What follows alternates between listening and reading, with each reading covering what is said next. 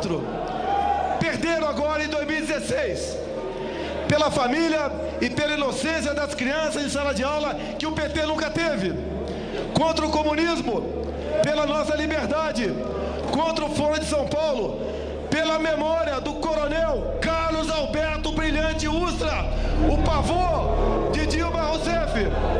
Como vota, deputado? Pelo Exército de Caxias, pelas nossas Forças Armadas, por um Brasil acima de tudo e por Deus acima de todos, o meu voto é sim! Poucas figuras da política brasileira contemporânea despertam tantos amores e ódio quanto ele. Os simpatizantes o chamam de mito, e nele depositam suas esperanças de salvação do Brasil e do comunismo. Já os detratores o têm como expoente máximo de uma perigosa extrema-direita, que almeja a volta do regime militar. Jair Messias Bolsonaro é militar da reserva e político. Cumpre atualmente seu 7º mandato como deputado federal pelo estado do Rio de Janeiro. Nas eleições de 2014, foi o 3º candidato mais votado no país para ocupar uma cadeira no Congresso Nacional. Você certamente já viu declarações dele sobre temas como aborto, casamento gay, maioridade penal, pena de morte, talvez nióbio e grafeno. São bem menores, por outro lado, as chances de já ter tropeçado em qualquer opinião relevante sobre temas econômicos. Não é para menos. São uns temas considerados polêmicos que a falta de papas na língua do deputado rende declarações impactantes que fazem a alegria dos jornais em busca de audiência. Objetivamente falando, Bolsonaro opinando sobre a independência do Banco Central rende menos cliques do que Bruna Marquezine passeando no shopping. Fosse Jair tão somente uma figura folclórica do Congresso Nacional, talvez pudéssemos nos contentar em acompanhar suas desavenças com Maria do Rosário, Jean Willis e companhia. Mas não é o caso. O parlamentar está claramente pavimentando o caminho para disputar as eleições de 2018. Uma parte significativa do mercado financeiro não leva Bolsonaro 2018 a sério. É o típico assunto que, se levantado em mesa de bar, pode provocar pouco mais do que risadas e um ou outro comentário engraçadinho. Ninguém se propõe a pensar seriamente na possibilidade. Na minha opinião, essa postura é um erro perigoso. Perigoso por quê? As primeiras pesquisas de intenção de voto, me abstenho aqui de discutir a qualidade das mesmas, evidenciam que, ao contrário de candidatos nanicos, Bolsonaro tem um eleitorado potencialmente relevante. Aventar uma hipótese nada tem a ver com desejar ou não sua ocorrência. Pouco importa o que penso ou o que você pensa sobre Bolsonaro. O fato é que, se ele realmente está na disputa presidencial, é prudente ter alguma ideia do que esperar caso sua candidatura ganhe tração. No mínimo, porque isso tem o potencial de afetar os seus investimentos. Tenho, evidentemente, meus posicionamentos políticos pessoais, a quem porventura tenha dúvidas. Minhas opiniões se encontram predominantemente nos campos conservador e liberal, mas tanto quanto possível. Não acredito em isenção e nem quero que você pense que sou isento. Pretendo deixá-los de lado aqui. O meu foco é orientá-lo para, em qualquer cenário político e econômico, fazer você ganhar dinheiro e proteger seu patrimônio, independentemente de minha posição política. Este é um relatório escrito por mim, com a minha forma de avaliar o país. Cada um dos pensadores da Inversa tem suas próprias visões políticas e econômicas, que serão manifestadas em suas respectivas newsletters. Você não precisa concordar com nenhum de nós, mas saiba que vamos sempre buscar as melhores orientações de investimentos para quaisquer que sejam as realidades brasileira e mundial.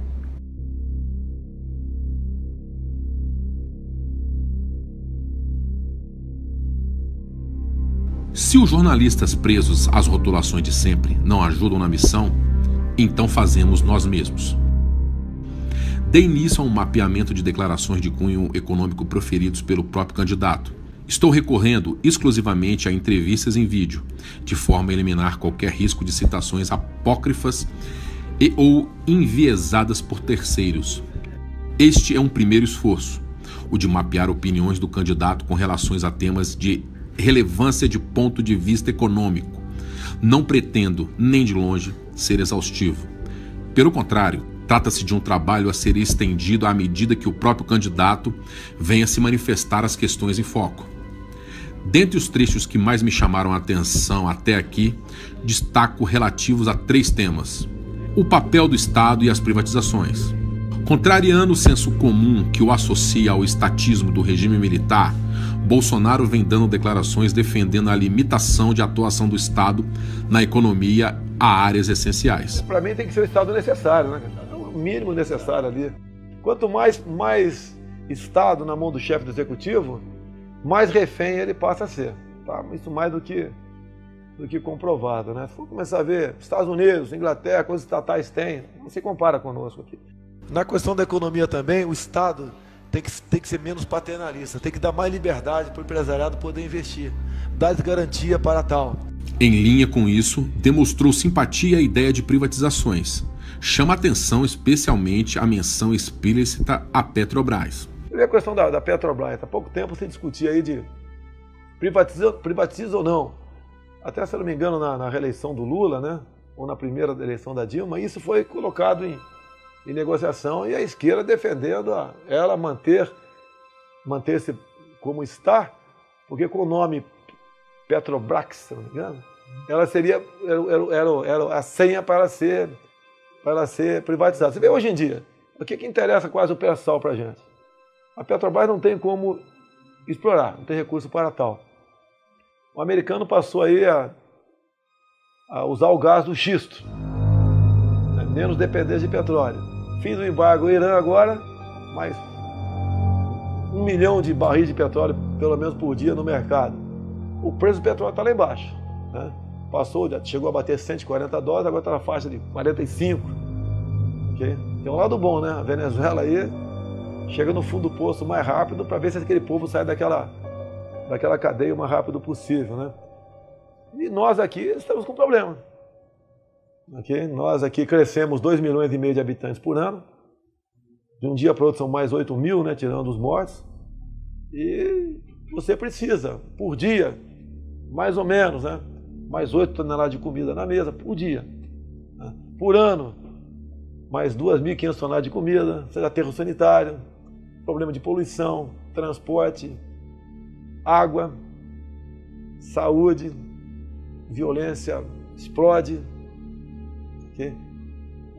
Então a questão voltando à questão do Estado, o Estado não tem como dar vazão a muitas dessas coisas aí. Okay? Você tem que partir, no meu entender, para privatizar o máximo que você puder. Comércio internacional. Bolsonaro parece propenso a perseguir maior autonomia na construção de acordos bilaterais de comércio. Faz críticas pesadas ao Mercosul. Parece bastante claro que, na hipótese de sagrar-se presidente, envidaria esforços no sentido de retirar o país do bloco. O Brasil está amarrado ao Mercosul. O Brasil fez miséria para que a Venezuela também entrasse no Mercosul, inclusive criando um problema diplomático com o Paraguai, que agora vai começar a não mais vender o excedente da energia de Itaipu para nós, vai usar talvez na produção de alumínio em seu país. A economia nossa não pode continuar sendo voltada apenas para o Mercosul ou para o viés ideológico. Nós temos que abrir para o comércio do mundo todo. Um país que se fecha no seu mercado por viés ideológico, a consequência é isso que está aí. E para você reabrir esses mercados, que sejam por melhor acordo possível, você leva no mínimo a 3, 4 anos para você poder respirar nessa área. Enquanto nós não mudarmos essa política em nosso país, enquanto nós nos aproximarmos verdadeiramente da Europa, da América do Norte e da Ásia, e abandonarmos aqui o Mercosul, você pode até fazer negócio. Nós não podemos deixar de continuar importando o gás da Bolívia. Há interesse para eles. Você não pode continuar fazendo muito negócio aqui na América do Sul, mas não dessa forma. Se desprender, né? Você tem que desprender. Você, para fazer um negócio qualquer com qualquer outro país, você tem que pedir bênção ao Mercosul. Geralmente a nossa política vai para o espaço. Então você tem que botar gente com a mente aberta, que vá para um estado mínimo e busque negócio com quem tem tecnologia. Em substituição ao mercado comum, acordos bilaterais. Parecem claras alusões aos caminhos escolhidos por Reino Unido no Brexit e pelos Estados Unidos, por ocasião da desistência do Acordo Transpacífico e da renegociação dos termos do NAFTA. Se livrar das amarras do Mercosul, partir para o bilateralismo, como Trump fez. Política industrial e agronegócio. A exploração de recursos minerais é objeto frequente de declarações. Bolsonaro dá sinais de flexibilização a barreiras impostas ao setor, principalmente com relação à exploração em áreas atualmente demarcadas como reservas indígenas e outras áreas, sujeita a restrições, mas também critica a exportação pura e simples das commodities. Defende, pelo contrário, uma agenda mais próxima do desenvolvimentismo, com a priorização da industrialização das mesmas em território brasileiro. Minério de ferro. Você não pode continuar exportando minério de ferro in natura. Você tem que ter uma siderúrgica, pelotizá-lo, agregar trabalho. Nós não podemos continuar exportando um navio de minério de ferro e recebendo uma canoa de aço ou uma jangada de laptop em troca disso. Nós não temos um Vale do Silício, não temos aqui como aproveitar essa massa humana maravilhosa que nós temos, que são pessoas que pesquisam, que buscam desenvolvimento. Tá? Essas pessoas, você não valoriza essas pessoas. O país que vive de tecnologia dos outros é um país fadado à escravidão, e nós somos escravos. Além de louvar frequentemente a relevância do agronegócio para a economia brasileira, Bolsonaro volta a questionar as restrições impostas ao setor por conta de políticas ambientais. Entrar aqui na questão do agronegócio de cabeça, não podemos tratar o produtor aí como bandido. A questão de reservas indígenas, área de proteção ambiental, parques nacionais, estação ecológica. Quem está de paletó e gravata vai me chamar de bandido, nunca mais volta nesse cara. Eu não posso, pensar e um dia decidir as questões do Brasil mentindo para você. Não posso fazer isso. Continuo escolhendo esses que estão aí. Mas isso daí tem sufocado o agronegócio. Você, não sei se porventura está assistindo esse vídeo agora aqui, Você vai jantar ou almoçar. Isso aí você tem que ter no campo. Você não tem como desmatar. Não desmatar para você criar boi, para você plantar arroz, feijão, soja, etc. Não tem como plantar soja na cobertura do prédio e criar boi aqui no quintal. Essas questões têm que ser discutidas. Não dá para continuar nessa política ambientalista, nós estamos aí. Ela está completamente agregada a interesses internacionais. Muito embora o apresentado até aqui esteja longe de ser conclusivo, há diversas outras declarações de Bolsonaro que ainda não cataloguei, bem como um amplo leque de temas sobre os quais o candidato parece ainda não ter se manifestado. Parece-me razoável aventar que haja certa desconexão entre a imagem atualmente transmitida pelos veículos de imprensa mainstream e o discurso propagado pelo parlamentar nas ocasiões em que lhe é oportunizado abordar tais temas.